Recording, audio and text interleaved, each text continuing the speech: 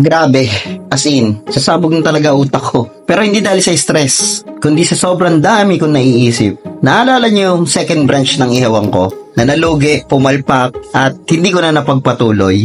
Eto na naman ako. Napakadami ko na naman plano, ideas, pangarap, para palakihin yung business ko. Hindi pa man ito nagsisimula, at hindi ko pa naman to masisimulan, pero ramdam ko na sa buong katawan ko yung excitement. Alam ko sa sarili ko, hindi ako hanggang dito lang. Hindi pa ito nangyayari. Oo, pero sa isip ko, buhay na, naka-drawing na. Every single day, may bumubulong sa loob ko. Gawin mo na, simulan mo na. Pero syempre, hindi agad-agad. Hindi ako naniniwala sa perfect timing kasi walang perfect na timing para magsimula. Pero kailangan kong magdesisyon ng tama. Kaya habang hinihintay ko yon, pinapalakas ko na tong desire ko. Iniisip ko, bakit ba ako ganito ka-excited? Bakit parang kahit hindi pa ito totoo, parang gusto ko na iyakapin yung future ko. Siguro simple lang. Hindi ko kayang tanggapin na hanggang dito lang ako. May kaya pa ako. May ibubuga pa ako. At gusto kong patunayan yun sa sarili ko. Promise, araw-araw may pumapasok sa utak ko. Paano kung magdagdag ako ng ganitong card, ng produkto? Paano kung i-upgrade ko yung mga design ng card ko? Paano kung mag-aral ako ng sales, ng marketing, ng leadership? Ang dami kong gustong i-develop sa skill ko. Mindset, lifestyle.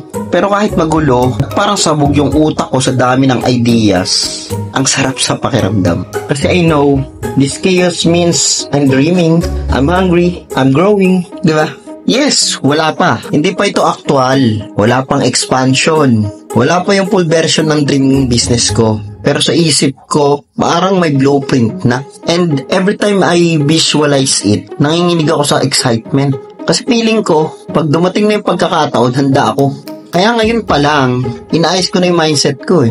Pinapalakas ko na sarili ko. Lahat iniisip ko at ginagalingan ko. At kailangan kong gawin to dahil ayoko mabuhay na puro what if. Dahil gusto kong gamitin lahat ng skill na meron ako at matutunan pa yung wala ako. Dahil gusto kong maging inspirasyon sa iba. Hindi lang sa pamilya ko, kundi sa ibang taong nangangarap din. Dahil gusto kong maging proud yung pamilya ko. Dahil gusto kong maging proud sa sarili ko balang araw at masabing ginawa ko ang lahat. Kailangan ko tong gawin kasi hindi ako pinanganak para lang tumigil sa simula. Gusto kong lumaban hanggang dulo. At naniniwala ako na ang pangarap kahit hindi pa totoo ngayon, pwede mong buhayin araw-araw sa isip at puso mo. At naniniwala ko yung mga gabi na hindi ka makatulog kakaisip ng plano, hindi yun sayang. Kasi isang araw, lahat ng pinaplano mo, magiging posible. Basta hindi ka bibitaw. Kung kagaya mo rin ako na hindi pa man nagsisimula pero ang dami nang naiisip, congrats! Buhay ang pangarap mo. Buhay ang pangarap natin. At habang buhay yan,